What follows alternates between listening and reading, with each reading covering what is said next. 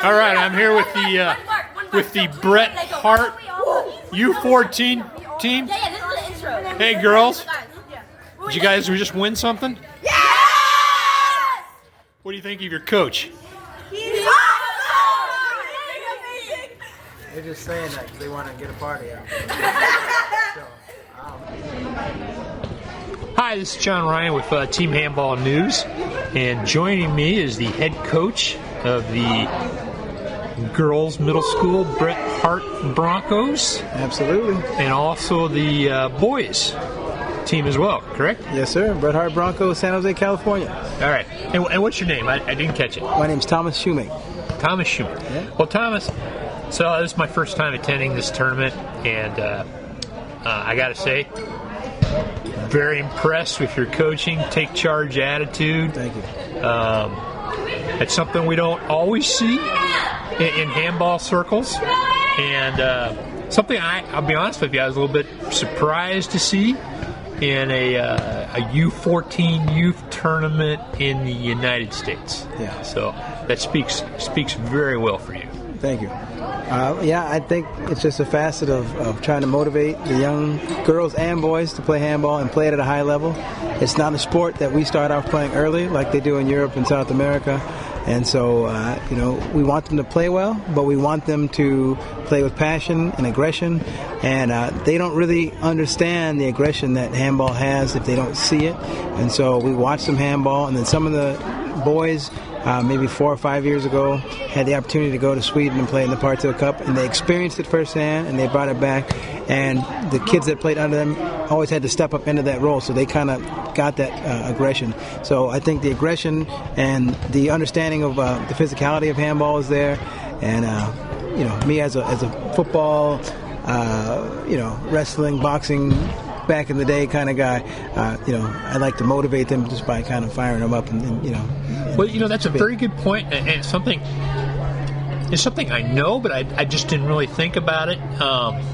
And I could see it in some of the game play today. I was actually commenting about it with somebody else. These kids often are used to playing basketball. Absolutely. And basketball is a less physical sport, great sport. Handball is a little bit different. Sometimes girls are a little bit different, and maybe it takes, like what you say, you talk about aggression, talking about physicality, the need to mentally prepare yourself that there's going to be a little contact, there's going to be a little pushing and shoving, right? Absolutely, and that's the key is we have every new player that does play basketball, they want to just stand in front of them and try to wave their arms to kind of, and I'm like, you can't do that because they're just going to go right around you. You have to close them out, or you have to, make them not available to move, obviously by hand checking or whatever. And sometimes it's frustrating, to say the least, because they'll be there and then they want to just kind of wave their arms and stop them. But once they get it, they really get it. And then it's just understanding when they can do it and when they can't do it. Because once they get the aggression, that's not the easy part, but it's the easier part. And then it's just making sure they understand when and how they can hit while it's safe and clean in the sport of handball. I don't know.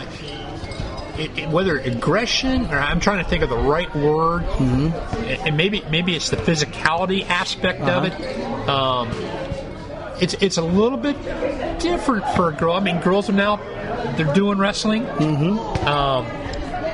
But like you said, you've got to mentally prepare yourself for that. Yeah, absolutely. And one thing that's nice about my team, some of the girls came with a little bit of understanding of their physicality because they came from water polo, and there's a lot of stuff going on under the water that they're used to. But it's just a matter of getting them to understand the dynamic of being able to utilize that physicality and move their feet and then apply it in the game. Instead of swimming next to a girl, there's a girl, either running at them or running by them, and how to actually make that physicality. And again, doing so by being within the rules of handball. Yes, and you often see it in the United States. People struggle with that. They're like, okay, it's more physical, but it's a controlled aggression, a controlled physicality. And these girls haven't been playing handball very long, but I can tell that they get that, yes. And that says volume for for you imparting that knowledge on them on how the game is played. Let's talk a little bit about you and your background. What sports did you play? And you talked a little bit about you do a lot of coaching, multiple sports as well. Tell us a little bit about your background. Well, I grew up in San Jose, and I played football. We ran track. I did a little boxing. When I was younger, I did soccer and baseball, and there was only 3 seasons in high school, so I couldn't do everything. But that was the main things that kind of kept me going as a kid. I love all sports. When I was in high school, we had a PE coach by the name of Dave Bouchard who was French and knew handball, and he taught us the game in PE. And we played in PE, and we learned, about 80% of it. I didn't really understand, speaking firsthand, how much the physicality was allowed. Otherwise, I think it would have been a whole different thing back then, coming from football mentality. But with that, and then understanding later when Martin Biello said that Castellero, our rival school, had handball, did we want to get some guys together and play? I said, absolutely. If they want to play, we'll play. We taught them how to play. But once we learned that, I went back and tried to apply the stuff that I wish I would have known about the sport when I was 14, 15, 16 years old, and tell them up front, this is some of the things that you have to implement. If you don't implement this, it's a whole different game. So you implement this, and then that's kind of where my coaching mindset comes from. But I grew up. Football was my favorite sport growing up, and boxing. My dad was a boxer in high school, and we kind of, we watched all the big fights, and we did all that kind of stuff growing up. So, that's about my sports. Well, that's interesting. So, every school across the country, not every school, but a lot of schools across the country, there's a physical education instructor saying, let's play handball. But it doesn't look like handball. It does not look like handball. Yeah. You actually had a teacher I did. From France that knew the sport. I did. He showed you guys a little bit. And he did. And we maybe didn't look exactly like handball either, but it looked more like handball than some of the stuff that I see out there. But it was great because, he knew how to get the best out of us just in everything. So when he introduced that, it was like, okay, we can do this, It's great. Do you have any contact with this instructor? I have not, but I think I've been meaning to get a hold of him, actually, because he was pretty influential in my life. And, I wish I could, because when I was young, as a kind of mischievous team might do, I didn't always have the focus that I may have had, but he really inspired me quite a bit. He might very well get a kick out of one of his former students being a real live handball coach in the United States. Yeah. Well, hey, I'd love to get a hold of him. Maybe I'll try and do that now that you mention it. But he taught us a lot. He set the tone. I'm thankful for it, so I would love to get a hold of him, too.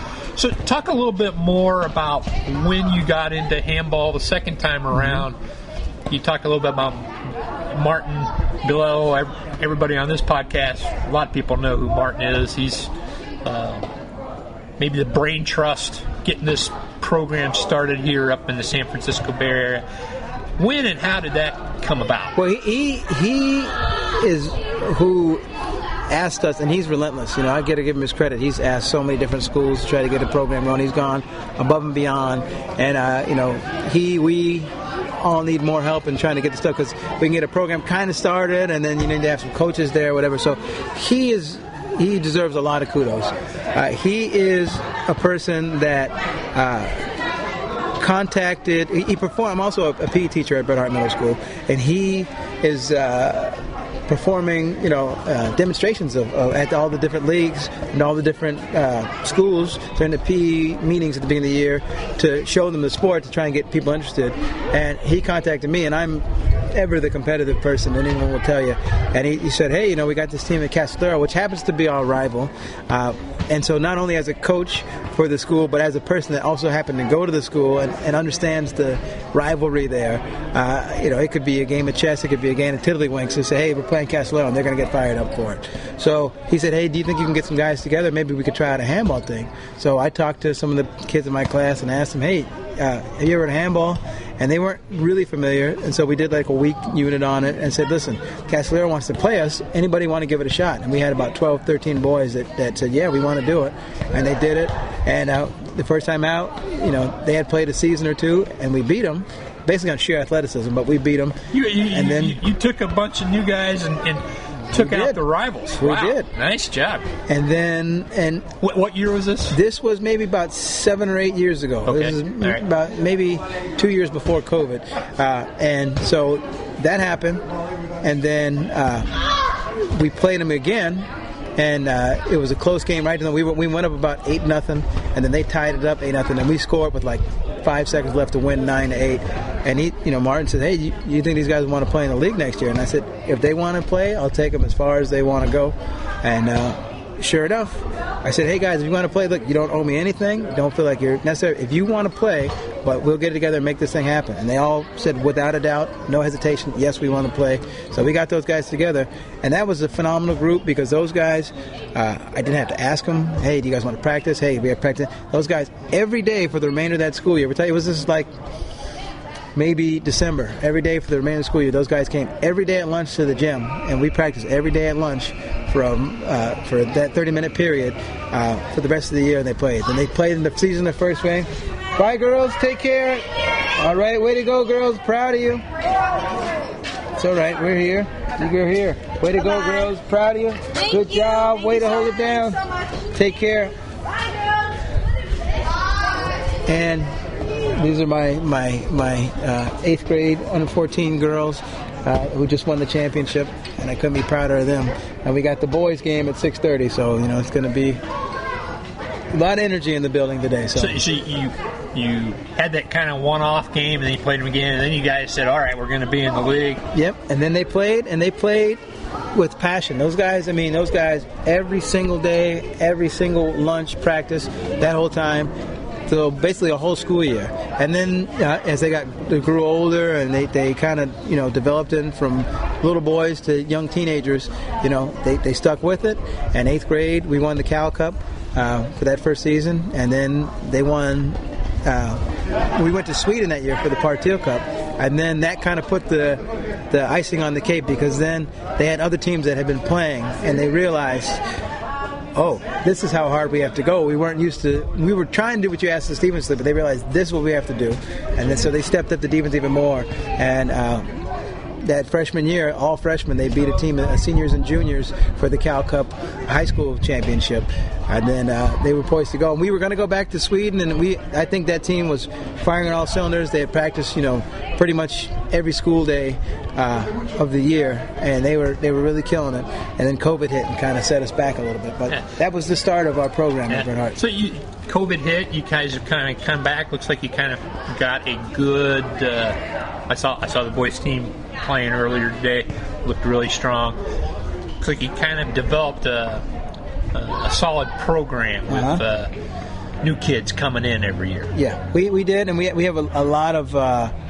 We're able to utilize the athletes and their passion, and I try to make a big deal out of when they win something like this. We'll have an assembly at lunch and say, "Hey, congratulations, girls," and announce the team. So that way the other students can see it and then kind of come out and try out for the team. The first year for the girls was 2021, and we had 13 girls sign up, but only 7 got their physical in, and we played the whole season with 7 girls only. And then the next year, after seeing that, we had like 70 girls try out. And then we kept that year. Actually, we kept 2 teams because we had so many people. I coached 6 teams that year, and I was crazy. I can't do that. There's too many. So I pared it down to 1 girls, 1 boys, and we have 1 high school. So well, just looking at both teams today, solid athletes.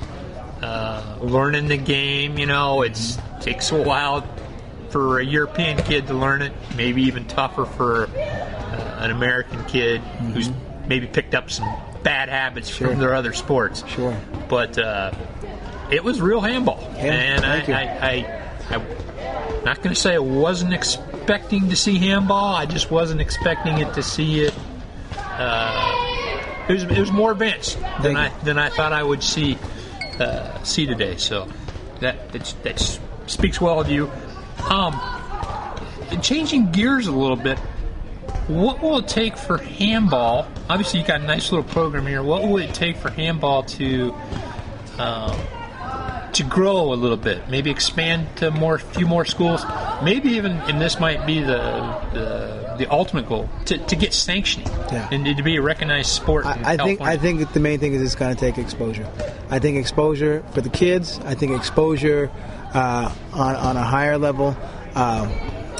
One of the unfortunate things is a lot of the kids play and want to play, and their parents want them to keep playing. But then when we get to high school, we have a club team.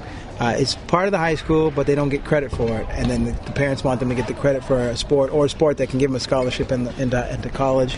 And so they kind of pull them out a little bit and do that. But the main thing is, I think that if the kids see it, I really truly believe two things. I think that with the talents and the sports we have in America, baseball, football, even basketball a little bit, if we can combine those things, we can play the game. It's not gonna. I don't think success for American handball looks like trying to teach these guys the exact same handball that Europeans play. Sure, the game's got to be within the rules, but I think the number one thing is these kids grow up playing football, baseball, whatever since they're little. So you have to take the strengths of all those and then blend them into how to play in the handball field. And I think if kids see that and they're able to see the exposure to that and they're able to see the physicality of it, they'll come out and go. A guy like Deion Sanders, for instance, obviously well past his run, but in the 80s, if they had a handball, he was a cornerback who could cover like nobody's business. He was fast, and he had the ability to throw hard with baseball. These guys should definitely have been exposed to that, but they don't even know what the sport is. So. Yeah, and you're on to something there, because I think a lot of times we'll see another European team play and say, hey, we need to be like Denmark or like France. And I'm like, we could learn some things from there, but maybe we need our own style. Sure. That shakes up things a little bit. For instance, I don't know how close you follow the international game, but you look at teams like Japan. Mm-hmm. They said we can't play like Denmark. Yep. We're going to be the quickest, most annoying team out there. Exactly. And I'm not saying that's what the United States needs to do. Maybe we need to come up with our own style.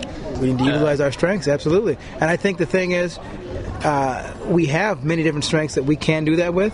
And what I like to liken it to sometimes is the same way European basketball has really started coming around in America in maybe mid-2000s. We started to get a lot of those guys, and they were doing things like the Euro step. And at first, our guys saying, "What? That's a travel. You can't do that. What? Oh, it's not. What?" And they were confused. And then once they saw, "Oh, this works," they had to try and adapt to it. If we bring the stuff that we're strong at, they won't understand it. When we went to Sweden, we played a whole different style because we didn't have the same understanding or not understand the same dynamics. We couldn't do the same way they did it. We had to utilize what our strengths were.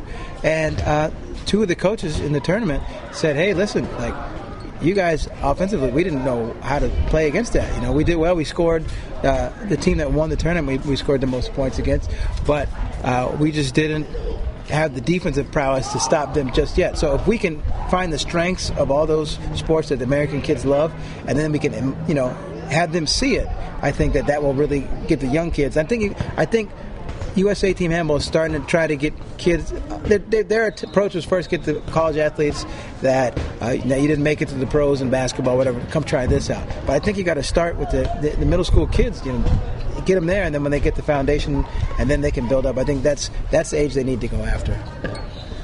Well, hey, you've got to get ready for another final. I'm thinking probably another title, but that's why they play the game. That's why they play the game. All right. So good luck, Coach. Thanks again for joining me, and keep up the great work. Thank you, sir. Appreciate you.